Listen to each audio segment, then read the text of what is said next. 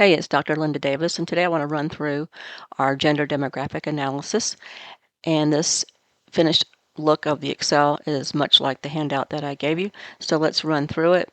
I am going to go to my blank Word document, and I'm going to start in cell B3, and I'm going to type in just our initial Warrior University heading, and then go into our subtitle.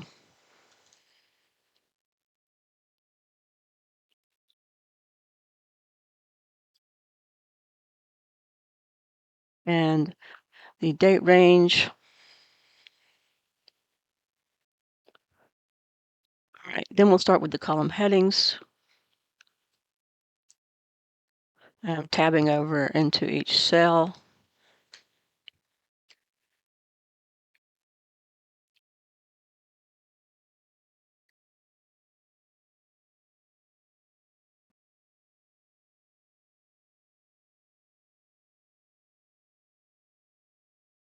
I'm going to let that bleed over and then just jump right into column G.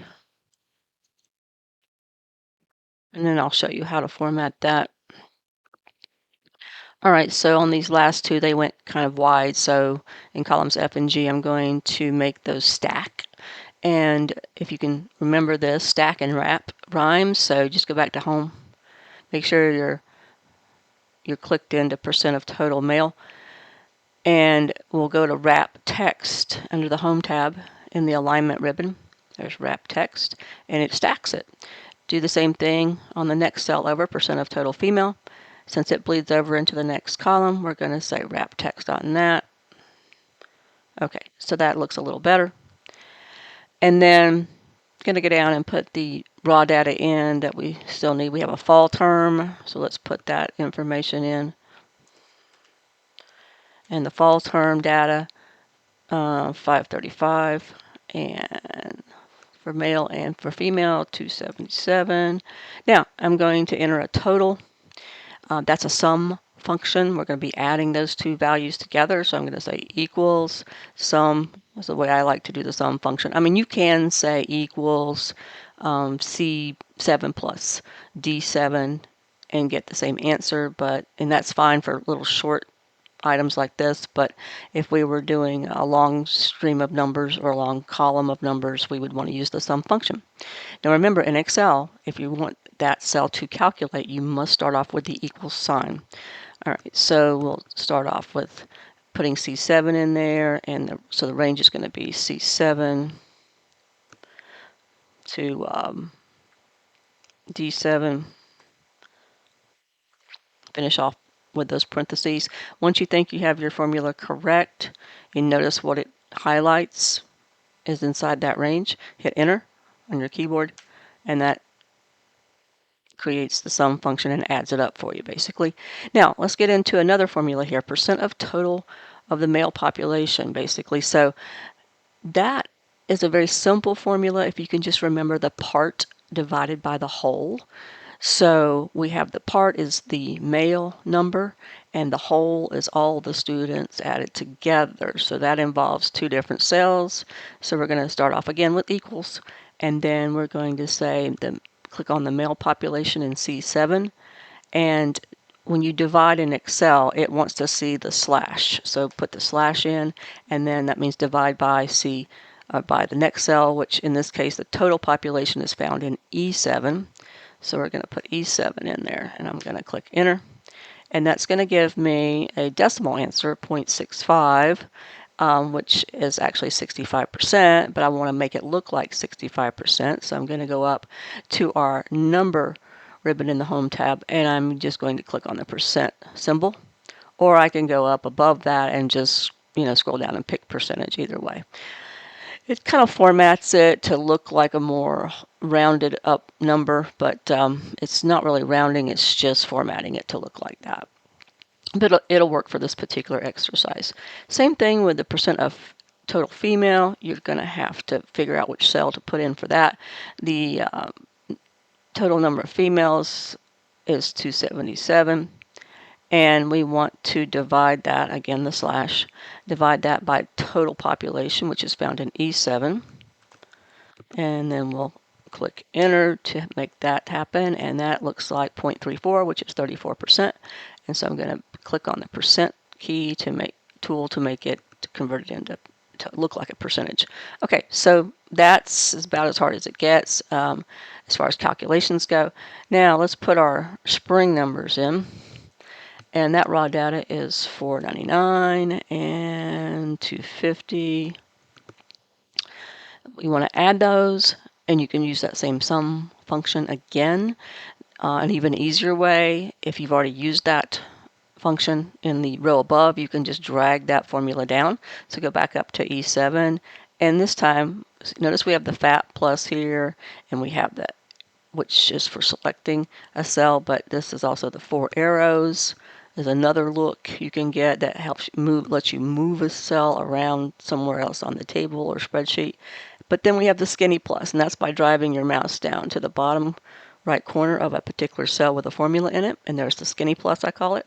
And you can just hold your mouse button down and drag that down.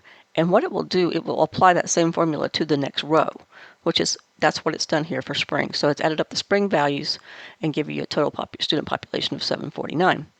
And then we want to go in and we want to drag down the formula for percentage of total male, because it'll apply that to the spring semester.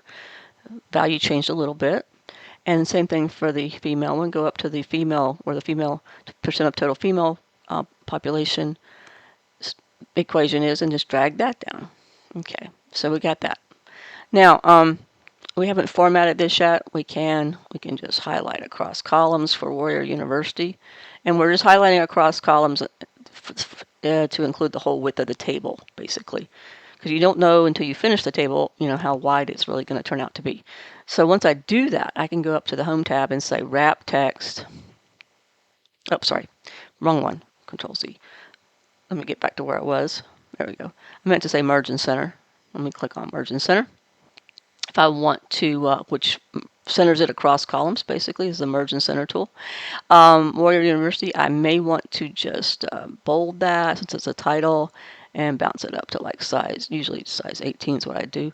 And then, now the next 2 rows, I'm just going to merge and center. I'm not going to do anything else with the font. Again, merge and center, row by row, and row by row for the time range, merge and center. Okay. And you may ask, well, why can't you just highlight all 3 rows at once and do it all at once? Well, Excel doesn't want you to do it that way. So that's why it has to be row by row. All right, now down here, I'm going to put some borders in on the column headings and the data underneath. So I'm going to highlight, and I'm going to go find my border tool, which is in the Home tab. And it's in the font ribbon, and I want this time to pick the thick outside borders.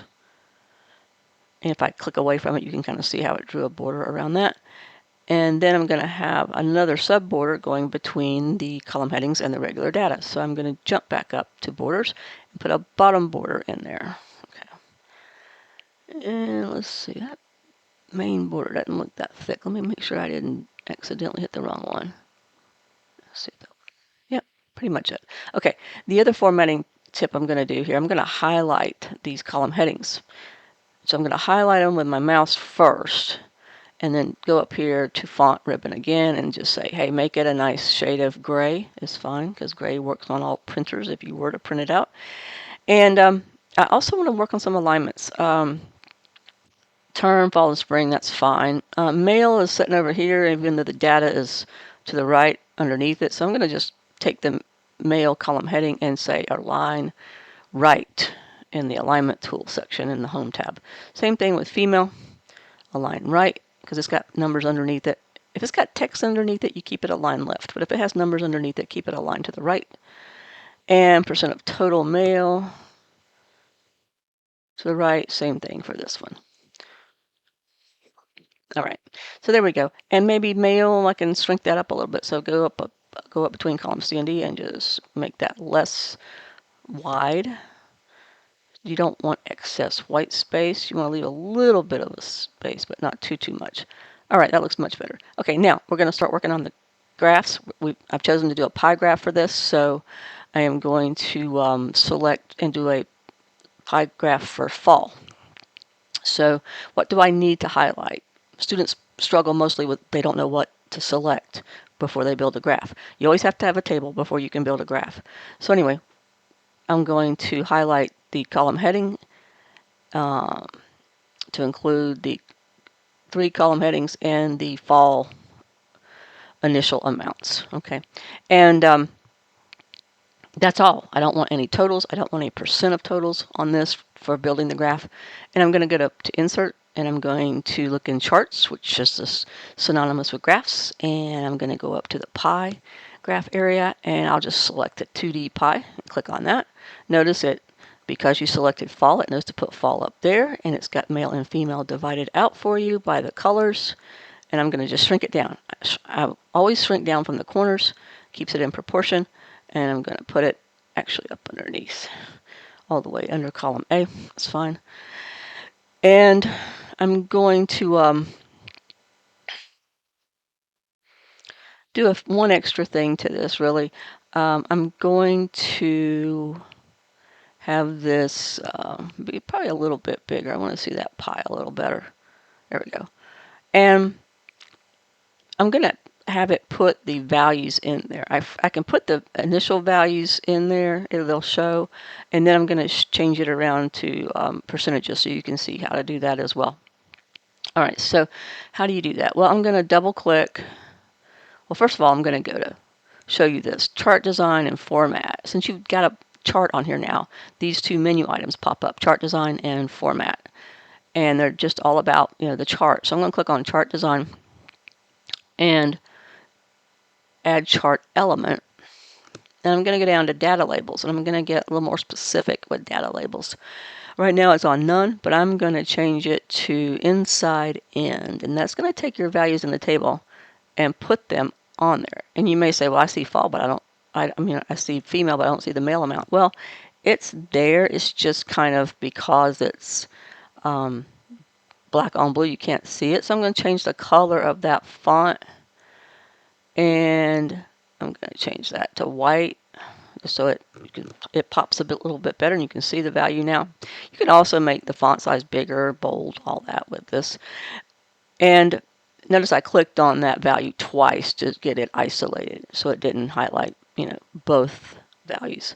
All right, let me click away for a minute and let me do the same thing again with spring. Now spring's a little different because it doesn't physically touch the column heading name. All right, so we have to do it a little different. So I'm going to click out here and start again. I'm going to do term, male, and female, pause, and then hold Control down, CTRL on your keyboard, and then I'm going to highlight spring, male, female values, okay? You have to hold Control down when the items don't touch on the screen. All right, so then I'll go back to Insert and back to Pie. Graph, same process again, basically. That was just the only difference. Notice it looks pretty much the same, except it's for spring. And I'm going to pull it around, let it join up with that. Let me scroll down a little bit. I want to make it the same size, so I'm going to resize it from the corner. And then also for spring, I'm going to go up to chart design. I'm going to add chart element, go down to data labels, go down to inside end. And boom, it puts the values there. Again, I have to make that. Let me click again to isolate that. Let me make that one white so it shows up better. Okay, much better. All right. Now, let's see. There's another thing we can do with this. If we want to change it to percentages, which is kind of what we were going after in our table, I can double click on the just outside the pie and let me make my little marker around here. Let me go into, format chart area pops up on the right, but that's not exactly where you need to be. I can go in that down arrow next to chart options and I can say series fall data label. and I can modify those data labels. Instead of just being numbers, they can be percentages. So I can go over to label options, and then go across to where it's got the column graph looking icon. Click on that, and you have label options, so click on that. And if you want to change them to percentages, you can turn the value check mark off and add the percentage value. Okay, and notice now it says 34%, 66% on your fall pie graph.